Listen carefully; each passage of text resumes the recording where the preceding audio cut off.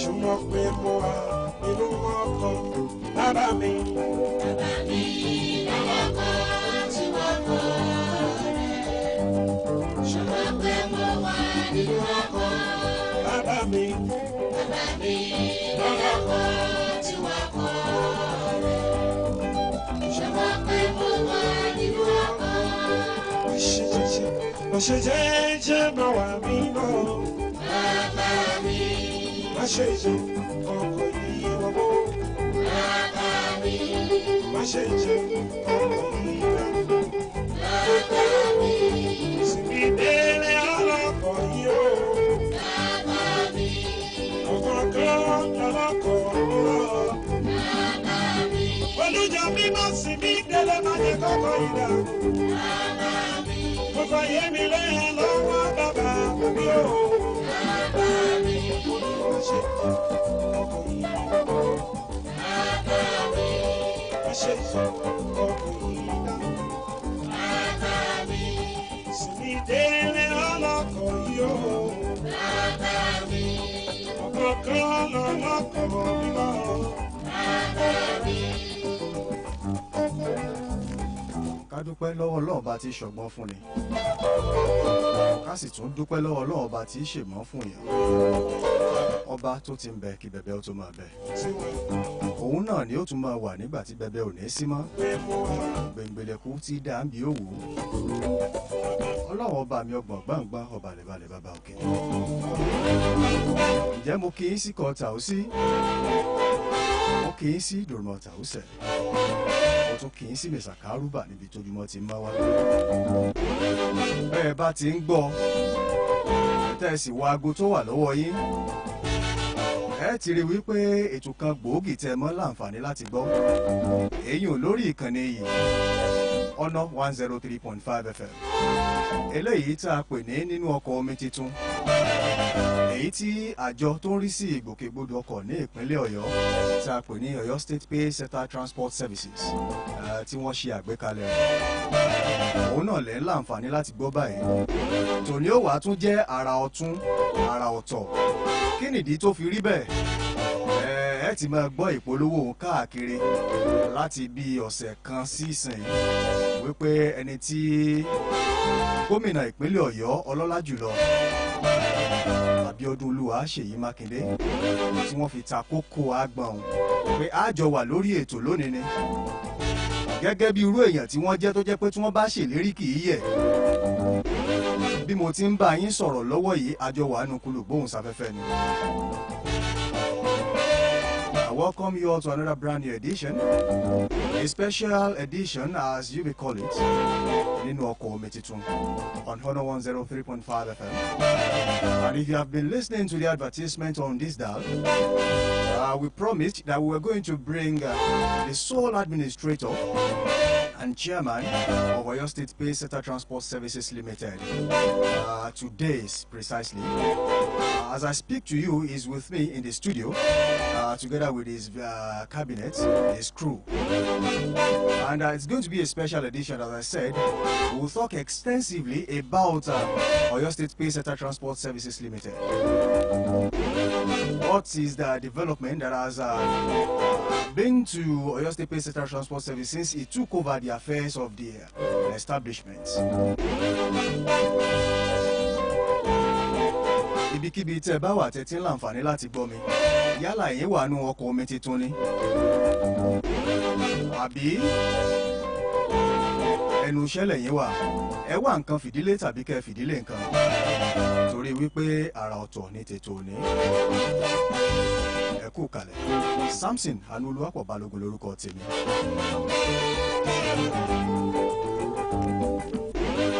Nínú ìtukọ̀ ohun tí ìṣàkóso ọlọ́lá jùlọ gómìnà ìpínlẹ̀ Ọ̀yọ́ ẹnjìníà Abíọ́dún Olúwaṣèyí Mákindé wọ́n ṣe àwọn àgbékalẹ̀ kan láti mú ìgbáyégbádùn bá àwọn olùgbé àti ọmọ bíbí ìpínlẹ̀ Ọ̀yọ́. In his bid to bring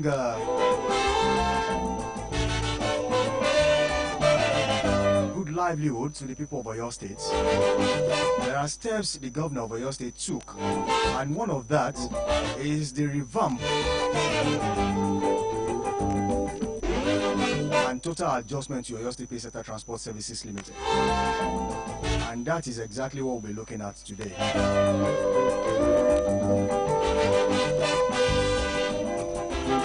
Before I bring my guest on board today, his name is Honorable Salami Ibrahim Oladeji, also known and nicknamed Diko. He's a remarkable professional with a remarkable journey through the worlds of finance, education, and public service. So if you see any giant stride that he has achieved in recent times, it is no thanks to his experience so far. Ladies and gentlemen, I'm going to bring my guest on board right now, and there's a lot we will talk about this morning. Alejo mi ekabo sarewa.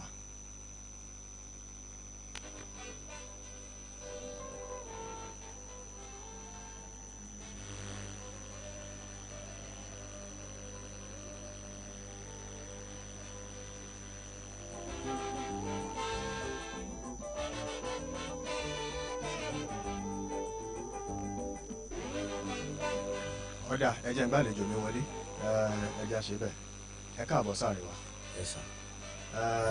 Lẹ́kùnrẹ́rẹ́ ẹ bá ń dárúkọ yín fáwọn ará ilé lẹ́ẹ̀kan sí, torí bó wá jẹ́ pé mi mọ̀ dákọ yín ó ṣeé ṣe kí wọ́n máa wò ó pé ṣé lóòótọ́ lẹ́wà nukulu gbóhùn sáfẹ́fẹ́ pẹ̀lú mi. Mo kí gbogbo ara lé. My name is Dr. Ibrahim Diko.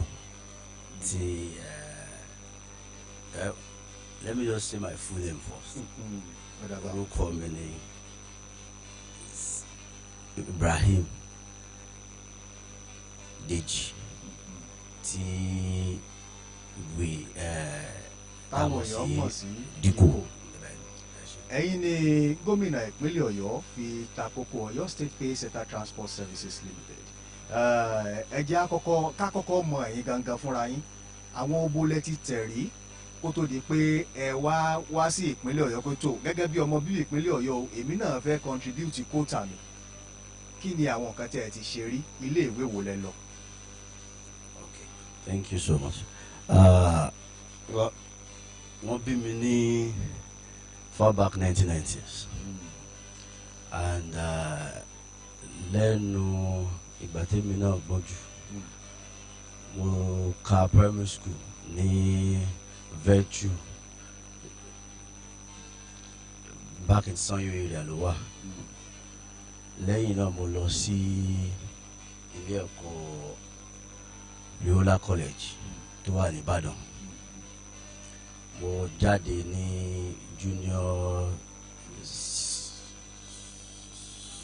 nígbà yẹn ní year 2003.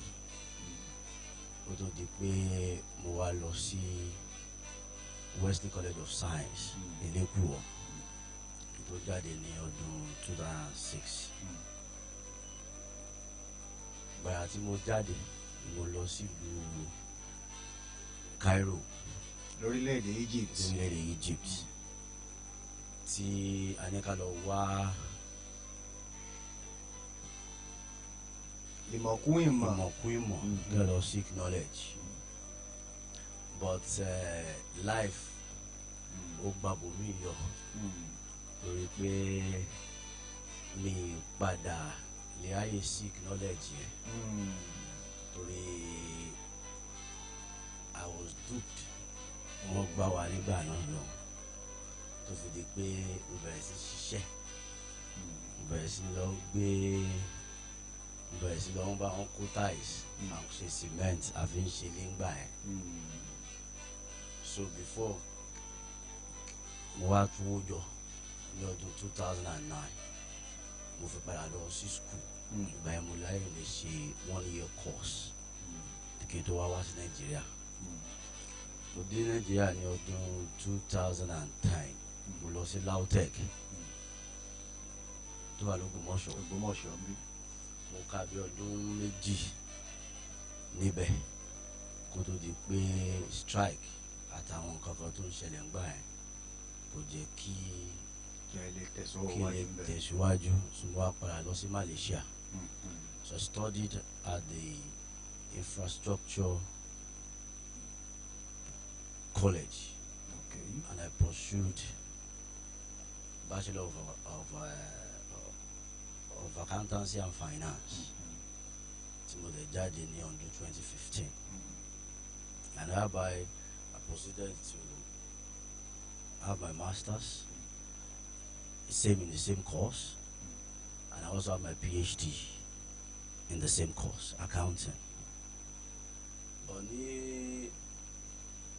back then in Malaysia, I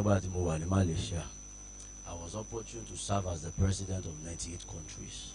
President 98 countries. Bẹ́ẹ̀ni, ìyẹn ni ó put ideology pé tí bá lè ṣe dáadáa nílùú òyìnbó ó yẹ kí n lè wá ṣe the same thing níbí torí pé I was the first black president nígbà náà lọ, and I also the best president tí wọ́n fún mi láàmì ẹ̀yẹ tó wọ bí 68 to 78 awards within 2 years.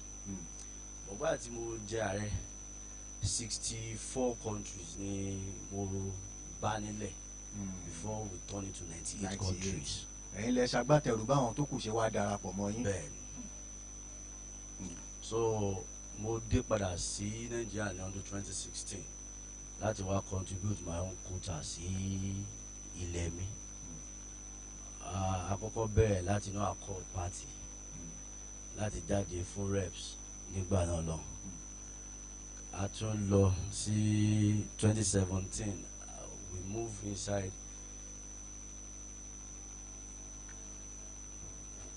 this party tá a wà ń bẹ lọ́wọ́lọ́wọ́ báyìí. Ẹgbẹ́ òṣèlú bẹ́ẹ̀ ni. But ní 2018 ẹni táwa tẹ̀lé ń gbà yẹn a padà tún bára wa nínú ẹgbẹ́ ADC. And I contested in 2019 and lost the election. Not in 2021, I decided to move back to my party. Tatiwa. I don't strive more if we can dìbò lẹ́ẹ̀kan sí. Ṣùgbọ́n gẹ́gẹ́ bí pé man proposes, God disposes. Padà win premier election. Olofa tí the executive governor of Oyo State under his benevolence, and she feel okay, if this young man can be striving like this, let's have him on board. So I was appointed as the DG for the campaign for the governor, and 11 months or 12 months close to the election, and thank God we won the election. And July 24th last year, I was appointed as the chairman and sole administrator of Payseta Transport Services. Ẹja wa ká sọ lẹ́nu ń bẹ̀ wọ́n ká dókè lọ́hùn ká gbé ìpolówó ọjà bàbá ti wá padà dé ibi tẹ́ fi tí síhùn ibẹ̀ náà láti mú. Ẹ̀yin tẹ́ ń gbọ́ wá nílé, we'll go on a short commercial break, and when we return we'll resume from where we stopped. Thank you so much for staying tuned. We'll be right back. Ìkànnì ẹni yìí ní kẹ́ máa gbọ́ ọ̀nà 103.5. ọ̀nà 103.5 FM ìkànnì alápọ̀nlé ni wá. Gbàyé gbádùn aráàlú ṣe múmú láyà gómìnà Ṣèyí Mákindé. Ìgbésẹ̀ yìí lọ́nàrẹ́bù dínkù kùnlé láti lè jẹ́ kẹ́ ẹ mọ́ rí pẹ́sẹ́tà ká láwọn ibùdó tó súnmọ́ yín. Káàdì wà ní bàbá onílù abẹ́ bíríjì ọ̀rẹ́ méjì abẹ́ bíríjì ọlọ́nṣogbo àti ilé epo gẹ́sàbù ní New Garage. Mr Biggs Mọ́kọ́lá NEPA office ní BCJ àti ilé ẹja tó wà ní orí àdìo. Agbègbè àgọ́ ọlọ́pàá tó wà lọ́jọ́ Agbowó complex ìyànà Poli Olúyọ̀lé junction ní Mobile àtiwájú Fidelity Bank ní Challenge. Ilé epo Lista ní Bẹ̀rẹ̀ kọ́nà ìlóríta apẹ̀rin orí bíríjì lẹ́gbẹ̀ẹ́ àsunlẹ̀ lọ́lọ́sọ̀gọ ilé epo nídìí ìrókò the wheel àtọ́jà amúroko bẹ̀rẹ̀ àgbẹ̀dẹ post office secretariat wema ní bódìjọ ọjà akébílẹ̀ bus stop àti mọ́níyà garage. Káàdì wà ní Sàngbà àti àrùn láàrin ibi ní àìsọ́lá àti Mọ́kọ́lá ilé epo ojú ọjà pẹ́tẹ́ àti last bus stop láwọ̀tán. Iná ọ̀làjìmí géètì ìsàlẹ̀ Báṣọ̀run ọjà junction general gas àtàkùbọ̀ ojú rin 500 naira péré ní pèsè center card kò sí àyànṣe káàsì nínú omi tuntun bọ́ọ̀sì bọ́ o káàdì là ń lò lọ́ra tiẹ̀. ìkànnì ẹni yìí ní kẹ́ máa gbọ́ ọ̀nà 103.5. ọ̀nà 103.5 FM ìkànnì alápọ̀nlé ni wá.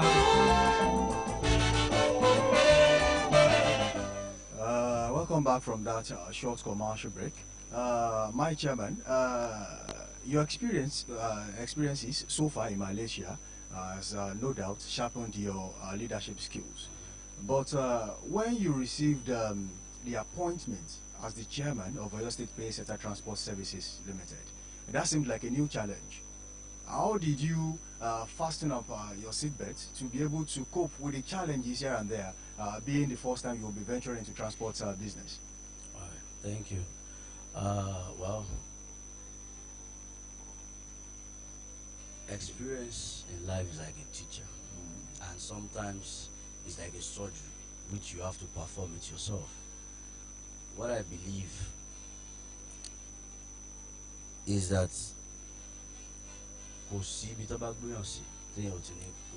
challenges teacher. But the most important thing is striving more to do better. Yes, I was never a transport person myself, but I'm also a businessman. Okay. I have petrol stations, I have school, I have farm, and all that. When I was appointed on the 24th of July 2023 last year, I asked myself, can I do this? And I believe I can do it. And I'm doing it. And we're not just crawling, we are flying. Because, yes, when I was president, you know, I said earlier that I only met 64 countries. Because if you're about Beyonce, you have to make an impact.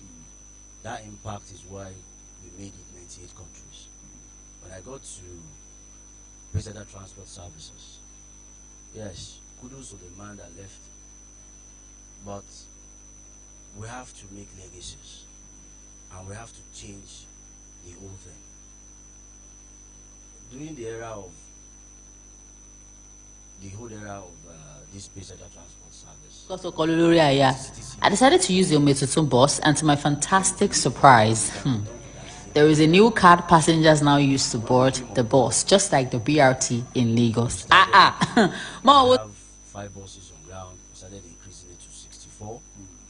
We have backlogs of pensions and arrears. We started paying it.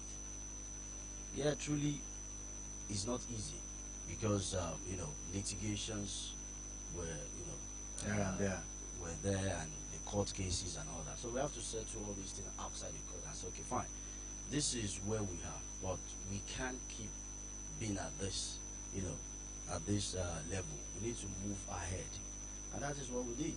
And we felt like the governor announced the SAFER program August 2, that there should be a sustainable action to actually recover the whole subsidy, the whole economy and all that. And we were asked to deploy buses outside Ibadan, which has never happened before in PTS. That means we have to go through Shaki, Oyo, Ibarapa and the likes.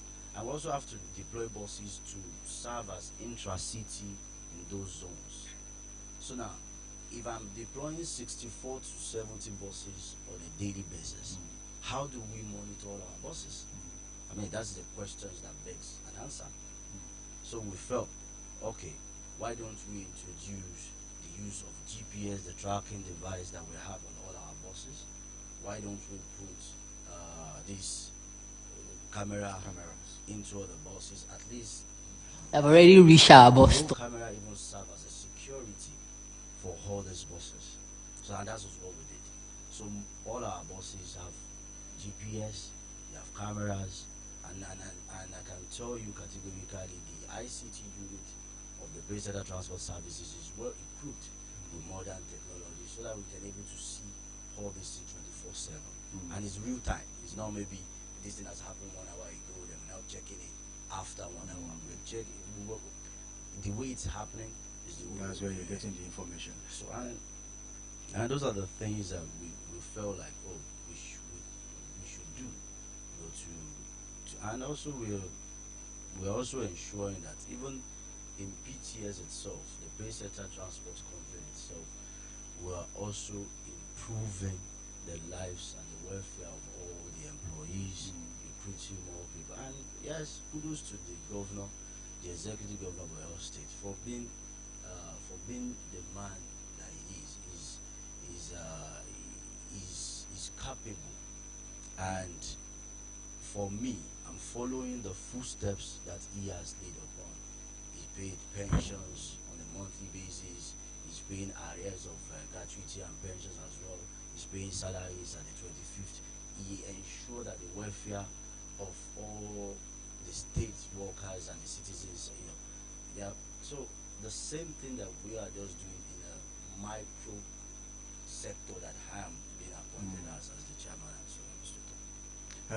Ẹ jẹ́ àṣẹ báyìí safer package tí gómìnà ìpínlẹ̀ Ọ̀yọ́ tí wọ́n gbé kalẹ̀ economic recovery package ó ta ẹ̀ka káàkiri ó sì dé ìdí ẹ̀ka ọkọ̀ wíwọ̀ torí pé wọ́n rò pé iye tí àwọn èèyàn fi ń wọ ọkọ̀ ó ti gbówó lórí láti ìgbà tí wọ́n ti yọ owó ìrànwọ́ kúrò lórí epo. Gómìnà ìpínlẹ̀ Ọ̀yọ́ wá wò pé ara ibi tí àwọn ti lè rí i pé kára lè rọ àwọn aráàlú ni pé kí ọkọ̀ wà ní owó tí ò ní ga ju apá lọ tí yóò sì rọrùn fún àwọn èèyàn láti san. Ọ̀yọ́ State PTS jẹ́ ìkan pàtàkì lára nǹkan tí gómìnà ìpínlẹ̀ Ọ̀yọ́ ṣe láti rí i pé ayé rọrùn fún àwọn ará ìpínlẹ̀ Ọ̀yọ́. Ibo ni ẹ̀yin ti wọlé, àwọn nǹkan wo lẹ̀yin gangan ṣe láti rí i pé yàtọ̀ sí pé gómìnà ní ẹ lọ ṣe gbá o, kí ni àwọn ọgbọ́n àtinúdá tẹ̀yin náà dá tó fi wá di pé ọkọ̀ tó yẹ kéèyàn wọ̀n 500 ó lè jẹ́ 200 lẹ́yìn ń gbé tiyín, bó lẹ́yìn ṣe ń ṣe tiyín.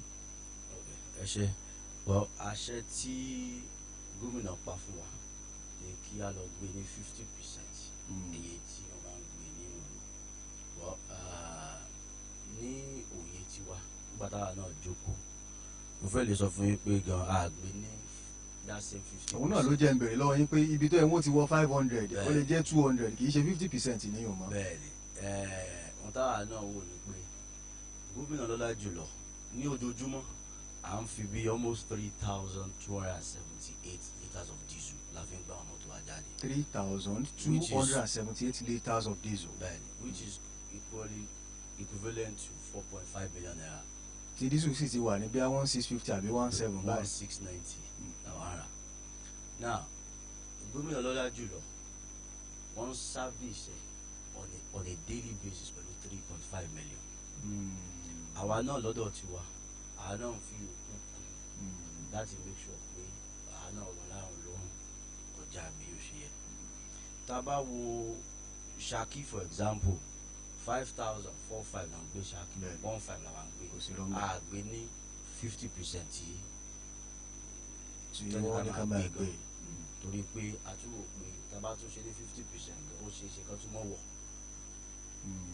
Then lọ́dọ̀ tiwa náà ohun tá a tún ṣe ni pé kò síbi tí wọ́n bá ti ń gba owó tí ò ní sí pé wọ́n ń yọ wọ́n ń fi kún wọ́n ń dín bẹ̀. And we felt like okay the best thing is we should introduce the card system. Pé nígbà tá a bá ti di pé à ń ṣe this card system yìí kò ní sí pé a jọ ń kọlu ara wa both the staff àti àwọn tí ń wọkọ̀. You know, it's everywhere and we understand. Yẹn ni ó fa the card system tí a gbé jáde. And truly the card system we launched it September 24 last year. And I can tell you that it's the best card system ever. Because láti bàtà ti bẹ̀rẹ̀ card system bí àti èrò gba ní ìwádìí fi yé mi pé ìpínlẹ̀ 6 péré ló ti máa lo card payment system yìí, ṣé lóòótọ́ ni ìpínlẹ̀ Ọ̀yọ́ sì ń bẹ lára rẹ̀. Èmi ò mọ̀ bóyá ìpínlẹ̀ 6 ni 3 lè mi mọ̀ Èkó, Ìbàdàn, Ọ̀yọ́ State generally àti ìlú Àbújá nǹkan mo mọ̀ tí à ń lò mi ò mọ̀ bóyá pé 6 but àwa tá a mọ̀ tá a lò tẹ́ ẹ mọ́ra yín nù. tá a mọ́ra wa lọ́dẹ̀. Alága ẹjẹ́ á tún ti bí wò kó tó di pé a lọ gbọ́ nǹkan tí aago sọ. Ọ̀pọ̀lọpọ̀ èèyàn ń sọ pé láti ìgbà tẹ́ ẹ ti dé pé àwọn òṣìṣẹ́ ìgbáyégbádùn àwọn òṣìṣẹ́ pọ̀ yàtọ̀ kí ni àwọn ìgbésẹ̀ tẹ́ ẹ gbé nǹkan kan lẹ dé bá nígbà tẹ́ ẹ débẹ̀ àwọn ìgbésẹ̀ wo lẹ̀yin gbé tó fi wá di pé kódà ẹ tún fi nǹkan kan léde lẹ́nu ọjọ́ mẹ́ta yìí pé ẹ tún fẹ́ gba àwọn òṣìṣẹ́ sí bí ó bá jẹ́ pé àwọn tí ń bẹ ń bẹ̀ ẹ bá ti ń tọ́jú wọn dáadáa ẹ ní fẹ́ gba àwọn míì sí ìgbésẹ̀ wo gan lẹ gbé láti rí i pé ayé rọrùn fáwọn òṣìṣẹ́ yín. ẹ ṣe wá nítòótọ́ ni pé ìgbà tí èmi dé as the chairman and sole research tèmi náà ṣe fi yé mi pé wọ́n jẹ a lot of our staffs wa ní bad lucks salaries and pensions àti gratuity then most of our staff tí mo dé bá wọ́n ti jẹ wọ́n ní promotion tó yẹ kó ti ṣe like the last time I she was 2003 up to 2005 which I don't have the accurate year maybe ṣùgbọ́n bàbá tó bí mi lọ́mọ also was a civil servant. He's late now and mo mọ impact tí wọ́n bá sọ pé wọ́n jẹ́yàn lórí oṣù bí ṣe máa rí ńlẹ́ ńgbà náà bẹ́ẹ̀ ni bàtà àkèrè then also mo rẹ̀ tún mọ impact tó bá sọ pé mo ṣe promotion kò ṣe ẹ̀kan fún wọn ní ìgbéga tó yẹ wọ́n fún wọn lẹ́nu iṣẹ́ fún wọn lẹ́nu iṣẹ́ because it's true kò ní jẹ́ kán mójútó iṣẹ́ yẹn gan bó ṣe ẹ̀kan ṣe so what we did was to first do all their promotions most of our staff once they are now at the top keda níbi iṣẹ́ and they to make sure pé à ń san salaries àti ń san pensions and the pensions that bẹ̀rẹ̀ àti bẹ̀rẹ̀ láti 1994 láti ń san pensions yẹn dàbáyé àti ń san and what we also doing is àtúwá san ti those ones old one nìkan àtún ti mú láti 2019 náà ipò kè my own governor mo ò tún gbọdọ̀ jẹ́ salary láti 2019 náà wọ 2027 so pensions àwọn tó bá ṣe retire náà àmìṣọ̀pá fi ń kún those one náà dáhùn san náà so that by the time tí tẹ̀bá sàn tó wà nílẹ̀ tán kò tún ní sí backlog àwọn tó ṣe retire náà nílẹ̀ ara wọn and most of our drivers were to curb them from okay pé wọ́n ṣe anything tí ò bójú mu we are also giving them kind of allowance on a daily basis. ká tó wá síbi allowance wa alága ẹ jẹ́ àdókè lọ́n ká gbọ́ nǹkan tá a gò sọ ká sì gbé ìpolówó ọjà tá a bá ti wá padà dé ètò yóò tẹ̀sọ́wọ́ wájú nínú Oko Omi Tuntun náà lè tó tẹ̀ ṣe ń gbọ́ lórí ìkànnì yìí ọ̀nà 103.5 FM mọ́ ń bọ̀. This is Ono 103.5 FM. The time is 10 o'clock. Láti ìkànnì Ono 103.5 FM aago mẹ́wàá lù. Ìkànnì ẹni yìí ní kẹ́ máa gbọ́. Ono 103.5. Ono 103.5 FM. Ìkànnì alápọ̀nlé ni wá. Báyé gbádùn aráàlú ṣe mú búláyà gómìnà Ṣèyí Mákindé. Ìgbésẹ̀ yìí lọ́nàrẹ́bù dínkù kùnlé láti lè jẹ́ kẹ́ ẹ mọ̀ rí pẹ́sẹ́tà ká. Láwọn ibùdó tó súnmọ́ yín. Káàdì wà ní bàbá onílù. Abẹ́ bíríjì ọ̀rẹ́ méjì. Abẹ́ bíríjì ọlọ́sùngbà àti ilé epo gẹ́sàbù ní New Garage. Mr Biggs Mọ́kọ́lá NEPA office ní BCJ àti ilé ẹja tó wà ní ọ̀rẹ́ àdìo. Agbègbè àgọ́ ọlọ́pàá tó wà lọ́jọ́. Agbowó complex ìyànà Poli Olúyọ̀lé junction ní Mobile. Àtiwájú Fidelity Bank ní Challenge. Ilé epo Lista ní Bẹ̀rẹ̀. Kọ́nà ìlóríta pẹ̀rin. Orí bíríjì lẹ́gbẹ̀ẹ́ àsunlẹ̀ lọ́nà Ṣògo. Ilé epo nídìí ìrókò. The Wheel àtọ́jà amúlòkọ. Bẹ̀rẹ̀ àgbẹ̀dẹ. Post office secretariat. Wema ní Bódìjọ ọjà. Akébílẹ̀ bus stop àti Mọ́níyà garage. Káàdì wà ní Sangba àti àrùn láàárín ibi. Ní Aisola àti Mọ́kọ́lá. Ilé epo ojú ọjà Pẹ́tẹ́ àti last bus stop Láwọ̀tán. Iná Ọlájí ní géètì ìsàlẹ̀. Báṣọ̀rọ̀ ọjà junction general gas àtàkùbọ̀ ojú rin. 500 naira péré ní pẹ́sẹ́tẹ̀ card. Kò sí àyè ẹsẹ̀ káàsì nínú Omi Tuntun bọ́ọ̀sì bọ́ o. Káàdì là ń lò lọ́ra tiẹ̀. Ìkànnì ẹni yìí ní kẹ́ máa gbọ́. Ono 103.5. Ono 103.5 FM. Ìkànnì alápọ̀nlé ni wá.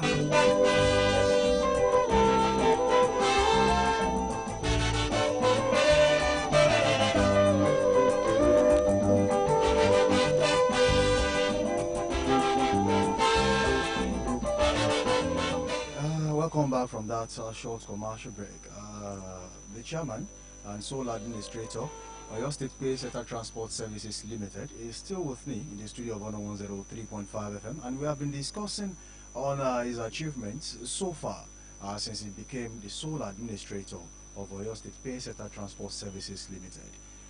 Gbogbo ẹ̀yin tẹ́ ń gbọ́ mi nínú ilé ìkànnì yìí náà lẹ́ ń gbọ́ o 103.5 FM. Ètò tẹ́ ẹ̀ sì ń gbọ́ ní àkànṣe ètò tí ó jẹ́ Ninu Oko Omi Tuntun tá a máa ń ṣe tó bá ti ń di aago 9 àbọ̀ títí di aago 10 àbọ̀ lórí ìkànnì yìí. Àlejò mi lónìí ni alága àti alákòóso fún Oyo State Pacesetter Transport Services Limited. Oyo State PTS kì í ṣe nǹkan tí ó ṣẹ̀ṣẹ̀ dé, nǹkan tó ti wà tipẹ́ ni, torí pé gbogbo ẹni tí ó bá ṣe ìṣẹ̀mí ní 90s sẹ́yìn sí yóò mọ nǹkan tó ń pè ní TCTC ìyẹn ní ìpínlẹ̀ Ọ̀yọ́ ńgbà náà tó sì ní ògo dáadáa, tó jẹ́ pé ọ̀pọ̀lọpọ̀ wọn á máa lọ dúró ní bus stop dé TCTC ìdájí ni wọ́n máa ń wọkọ̀ náà ńgbà náà tí ń bá ṣe, torí mo rántí dáadáa. Ó ti wá lọ sáà ńgbà kan kò sí TCTC mọ́, kó tó di pé ìjọba àná àwọn náà tún sa ipá wọn lórí àwọn ọkọ̀ yìí kí gómìnà ìpínlẹ̀ Ọ̀yọ́ ọlọ́lá jùlọ ẹnjìníà Abíọ́dún Olúwaṣèyí Mákindé kí wọ́n tó gba ìṣàkóso. Ìgbà tí wọ́n gba ìṣàkóso oríṣiríṣi nǹkan ló ti ṣẹlẹ̀ ní Oyo State PTS kó tó di pé ẹ̀yin dé. Láti ìgbà tẹ́ ti dé yìí ọ̀pọ̀lọpọ̀ àwọn ìgbésẹ̀ lẹ ti gbé tó jẹ́ giant strides, tó jẹ́ àwọn tó jẹ́ pé ìpínlẹ̀ míì gan ó rí bí àwòkọ́ṣe, torí pé èmi àti alàgbàdáre Adékànbí a ti sọ ọ̀pọ̀lọpọ̀ ọ̀rọ̀ lórí ètò yìí kó tó di ọjọ́ òní nípa àwọn ìgbésẹ̀ tẹ́ ń gbé láti rí pé ọkọ̀ Oyo State PTS di nǹkan tí yóò máa ná Àbújá, tí yóò máa lọ Èkó, kódà wọ́n ní Niger ò ní pẹ́ bẹ̀rẹ̀. A ti sọ̀rọ̀ gan lọ́pọ̀lọpọ̀ tí àwọn aráalé náà sì ti bá wa dá sí. Kí ni nǹkan tẹ́ ẹ rí tó fi wá di pé lákòókò ilẹ̀ wò pé ibi tá a báṣẹ́ dé báyìí o, ọkọ̀ wa gbúdọ̀ máa lọ àwọn ìpínlẹ̀ míì tí ì ṣe pé inú ìpínlẹ̀ Ọ̀yọ́ nìkan? Yóò ní nǹkan tẹ́ ẹ rí o, ẹ sì láfojúsùn. What is your target tẹ́ fi wá wò pé ìgbà yìí gangan lọ yà á bẹ̀rẹ̀? Ẹ ṣé, tí a bá jọ wò dáadáa a rí i pé tí any state tó bá fẹ́ strive mọ́ wọ́n ní láti mú partnership náà wọlé láti lè jẹ́ kí ó gbòòrò ju bá a ṣe rò lọ. 8 months down the line tá a ti wà ní Pacesetter Transport Services lójoojúmọ́ là ń gbé èrò tó lọ bí 20,000 people lójoojúmọ́ on a daily basis. 20,000. So mo fẹ́ káwọn ará lè gbọ́ ilé yẹ kí kọ́kọ́ fi ilé ìbẹ̀rẹ̀ láti lè kí the governor of Oyo State fún support tó ń gbà láti fi ràn wá lọ́wọ́. Ṣé wàá rí 20,000 yìí is a data fáwa tó jẹ́ pé tá a bá fẹ́ partner pẹ̀lú anybody in the world wọ́n á sọ fún ẹ pé ohun tó ń ṣe dà, where is the data? Now increasing it to Abuja, Enugu, Anambra, Lagos, Ogun and other states, kò sí nǹkan tó burú jù tá a bá ń dé 200,000 sí 500,000 per day tá à ń gbé, torí pé yóò jẹ́ kí even the state gangan kó tún we can ajẹ́kálẹ̀ increase the net revenue tá à ń pa gan wọlé fún ìlú àti fún ìjọba. Lẹ́yìn náà á jẹ́ kí the state gangan gbòòrò sí káàkiri gbogbo ìlú, because tó bá sọ pé ọkọ̀ wa ń lọ sí Àbújá, ó ń lọ sí gbá, ó ń lọ sáwò, wọ́n á mọ̀ pé yes à ń ṣe. So gbogbo àwọn nǹkan yìí wọ́n la feel pé ó yẹ kí a ṣe. 20,000 people on a daily basis is not a small number, but also ìyẹn tí ń ṣe what a máa celebrate lórí ojú ká ti máa increase ẹ lọ wọ́n la fi gbé ìgbésẹ̀ tí a gbé. Kódà a ti sọ̀rọ̀ nípa Oyo State Pacesetter Transport Service fúnra rẹ̀. Ẹ̀yin gangan gẹ́gẹ́ bí alága, gẹ́gẹ́ bí ẹni tí ó jẹ́ adarí ní ilé-iṣẹ́ yìí, kí ni àwọn tó jẹ́ àwọn àṣeyọrí tiyín tó pé ńgbà mo débẹ̀ ní kinní yìí bẹ̀rẹ̀? Ẹ ti mẹ́nu bà àwọn kọ̀ọ̀kan o, ṣùgbọ́n mo fẹ́ ká fẹ̀ lójú dáadáa kó lè bá yí àwọn aráalé gẹ́gẹ́ àbí àwọn tó ṣẹ̀ ń darapọ̀ mọ́ wa káwọn náà lè gbọ́.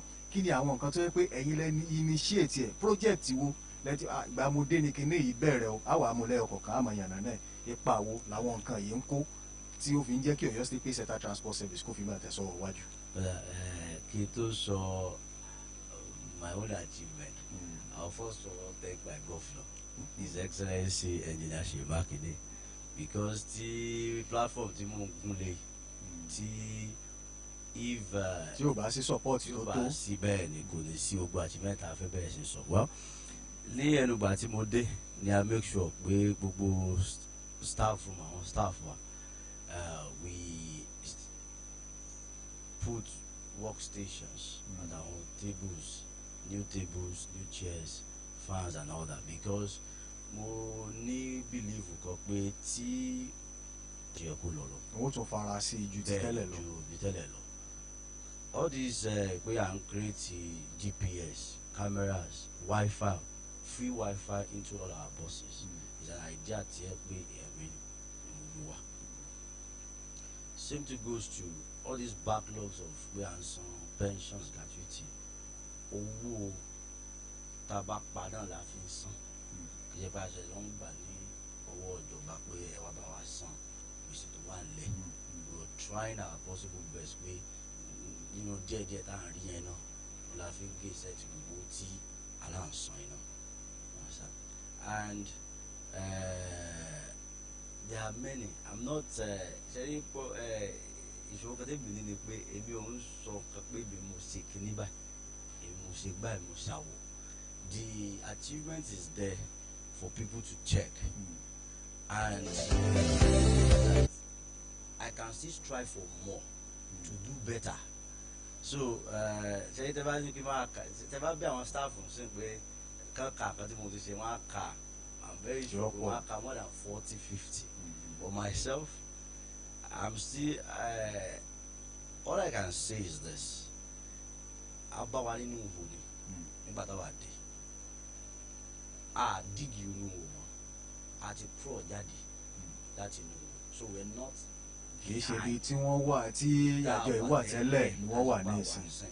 so nísìta dẹ̀ ti jáde kúrò nínú ihò ìsìn tá a ti rátẹ́gùn pé yes we're not suffering anymore ó kú pé ká máa gbéra wa sáré lókun láti achieve more kẹ́tẹ́ mi lè sọ ni.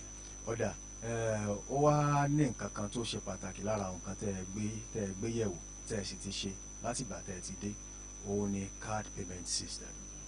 ó jẹ́ nǹkan tí ọ̀pọ̀lọpọ̀ máa béèrè lórí ẹ̀ gan mo sì fẹ́ ká yànnà náà yóò ní àwọn ìdí pàtàkì tí ẹ fi ṣe àgbékalẹ̀ card payment system. Lára ìwòye tèmi ní ni wípé ẹ fẹ́ dí àwọn ibi tí kùdìẹ̀kùdìẹ̀ wà ibi tí owó ń gbà á ṣòfò tí ò fi bọ́ sápò ìpínlẹ̀ Ọ̀yọ́ ẹ fẹ́ dí bẹ́ẹ̀. Yàtọ̀ sí ìdí yìí ẹ já yànnà náà kí ni nǹkan tí ẹ gbà lérò tí card payment system fi di nǹkan tí ó wá wà ní gbogbo ọkọ̀ omi tuntun ní ìpínlẹ̀ Ọ̀yọ́. ẹ ṣe ìlú tó bá fẹ́ dàgbàsókè àfi kí ìlú yẹn ti kọ́kọ́ ní innovation kí á dẹ̀ sort for more technological know-how. Yes, right ara ìdí tí a kọ́kọ́ gbé card system jáde ní pé torí pé a fẹ́ dí loopholes bí tí owó gbà ṣòfò. Ẹlẹ́ẹ̀kejì ni pé it will put Ọ̀yọ́ State àti Pacesetter Transport Service síbi tó yẹ kó wà because òyìnbó tàbáwọn tó bá lówó lọ́wọ́.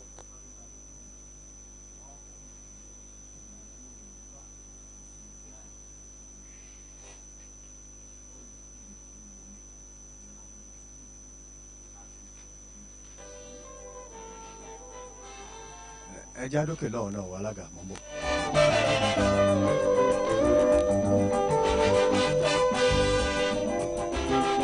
ìkànnì ẹni yìí ní kẹ́ máa gbọ́ ọ̀nà 103.5. ọ̀nà 103.5 FM ìkànnì alápọ̀nlé ni wá.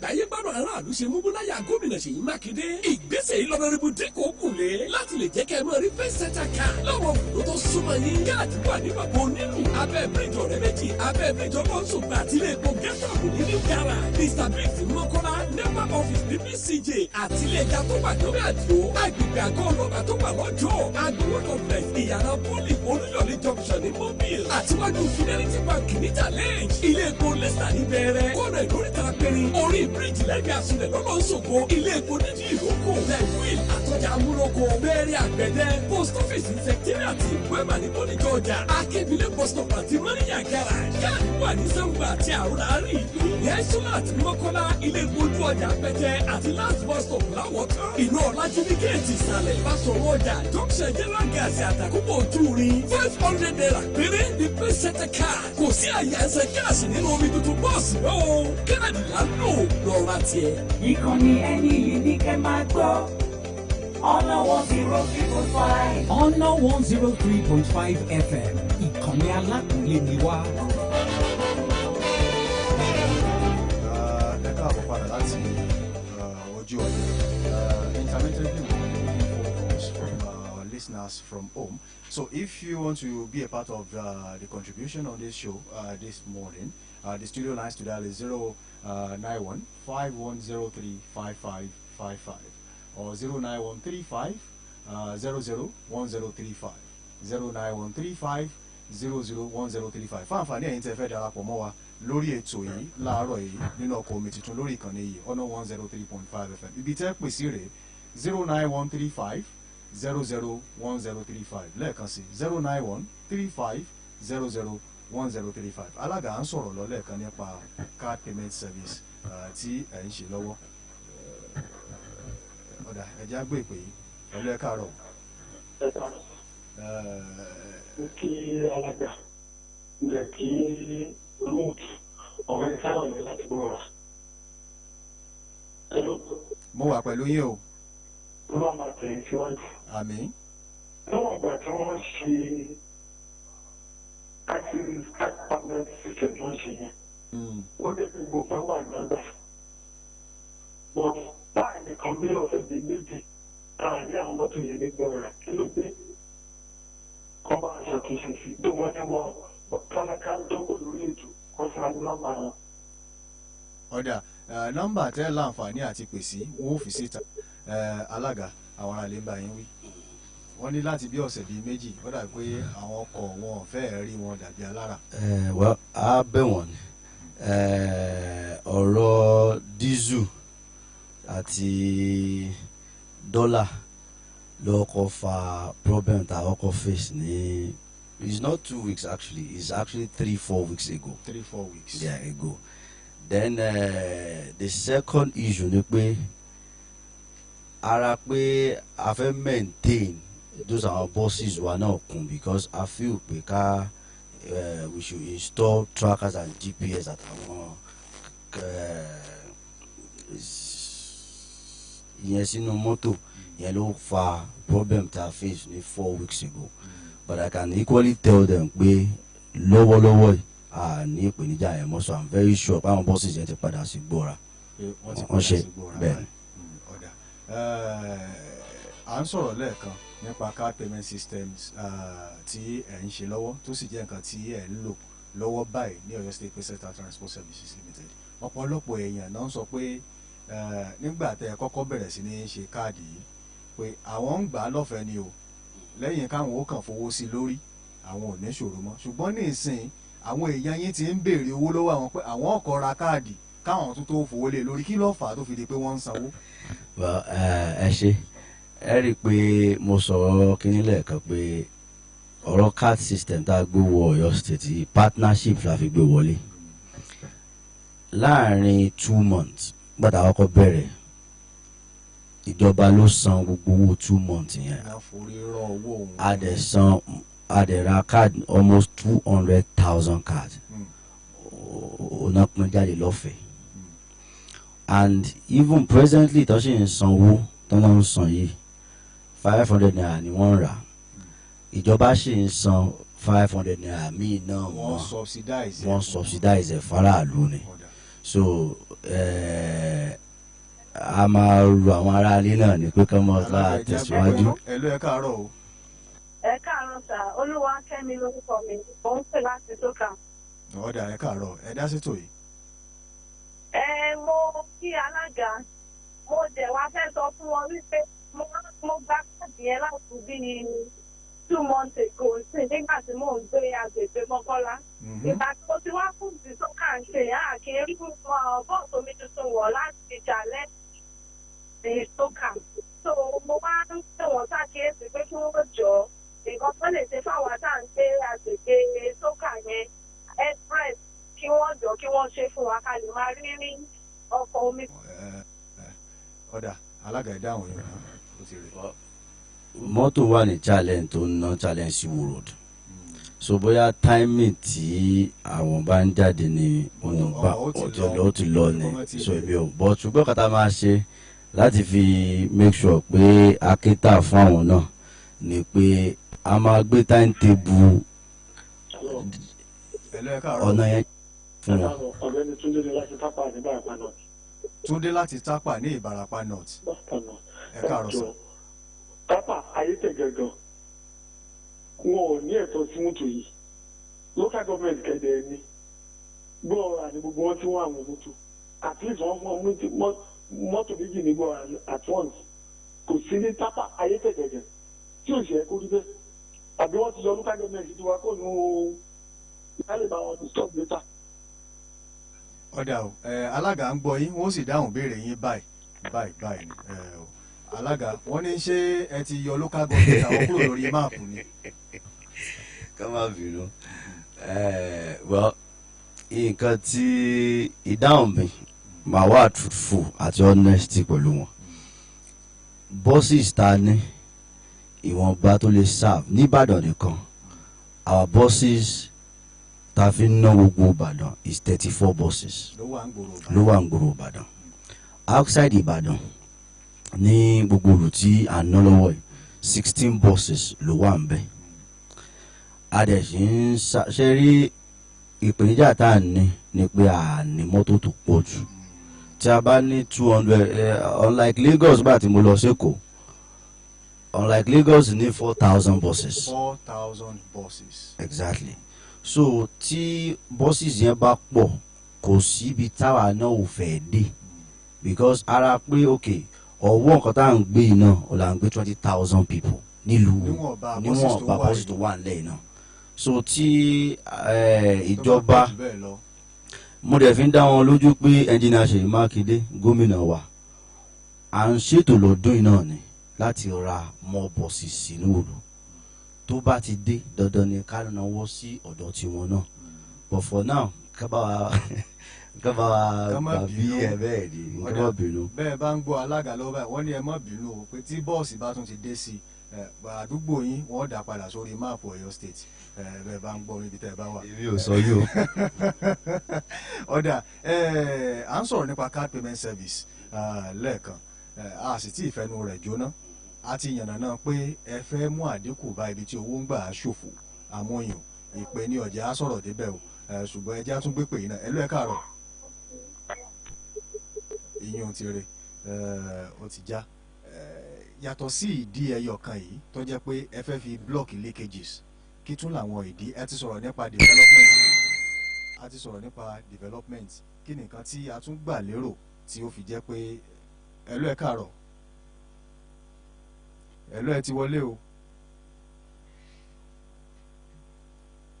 ọ̀dà yíyún ti rè kí nìkan tẹ́ tún gbà lérò alága ìpè wọn ọ̀tọ̀ ni a ní gbé ìpè kankan mọ́ torí ìjọba àkókò ìṣẹ́jú bíi péréte náà ló kù ta ní ẹja ká kọjú sí eléyìí tá à ń sọ̀rọ̀ yìí kí ó lè bá yé àwọn aráalé pé kì í ṣe pé bóyá ẹ fi káàdì yìí ṣèkà fún wọn torí àwọn kan sọ pé àwọn ò ní káàdì kò já àwọn wọkọ̀ omi tuntun ẹ fi ṣèkà ìdí tẹ́ ẹ fi ṣe gangan ẹ bá ń ṣàlàyé fáwọn aráalé.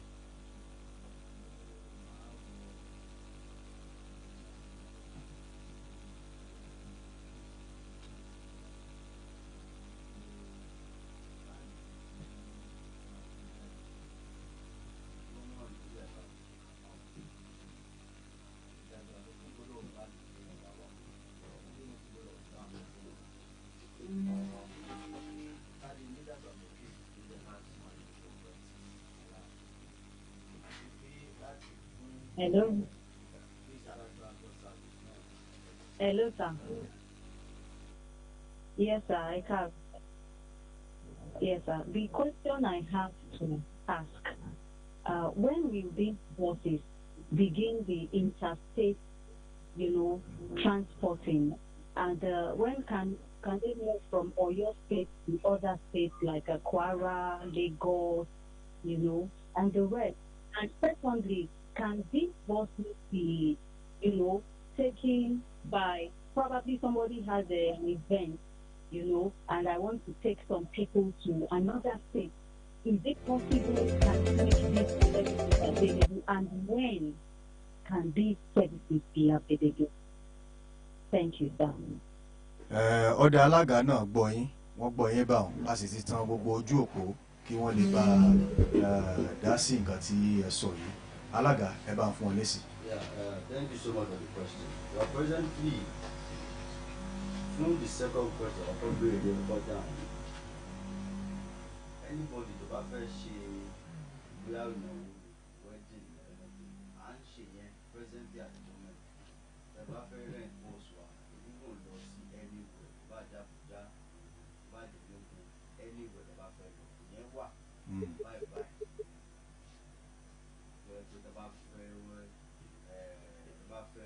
Sharp new in a twinkle little star of an eye. As we reach our bus stop like this, everybody's tapping out. There's nothing like we conductor will tell you there's no change you.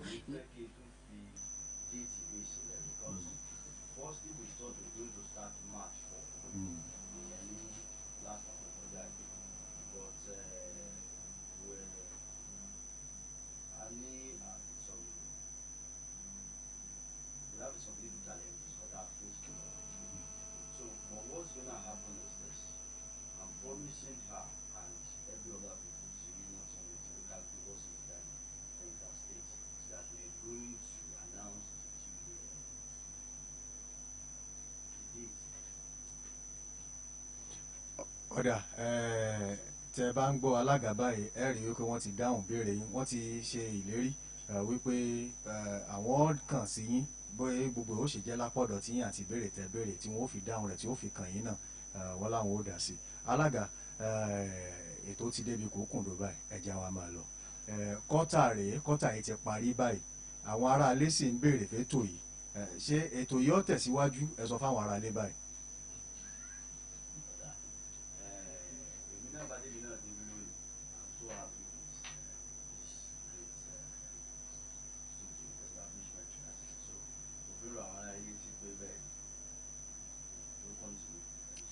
Ọ̀dà ẹ bá ń dágbére fáwọn aráalé.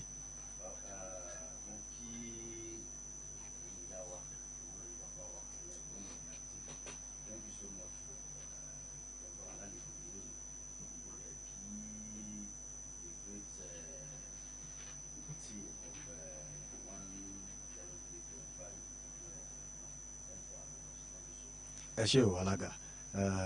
Tó bó bá ní ìbéèrè kankan tí ẹ fẹ́ béèrè tó ní ṣe pẹ̀lú Ọ̀yọ́ State Pace Setter Transport Services Limited, ibi tẹ́ pè sí rè o 070-6769-4381. ẹ jẹ́ n pè lẹ́ẹ̀kan sí 070-6769-4381. ẹ jẹ́ máa lọ nígbà tí alága wa tí wọ́n ń bọ̀ àwọn nìkan kọ́ wọ́n wá. Admin manager Morakinyo Latif, Mr. Latif ọ̀hún náà tẹ̀lé wọn wá. Director of Finance and Accounts Alhaja Keke Ajao wọ́n jọ wá ní.